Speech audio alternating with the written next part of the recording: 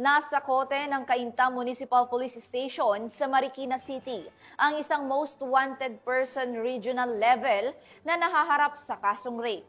Nakibalita dyan si Patrolwoman Jessie Cris Obrero.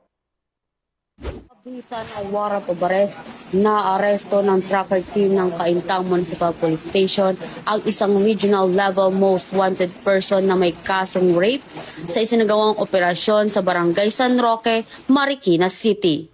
Kinilala ang akusado na si alias Albert, 25 anyos at residente ng Cainta, Rizal.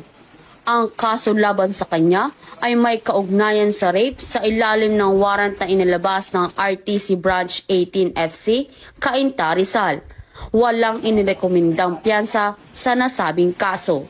Sa kasulukuyan, siya ay pansamantalang nakakulong sa Cainta Municipal Police Station Custodial Facility habang hinihintay ang commitment order mula sa korte para sa karampatang disposisyon.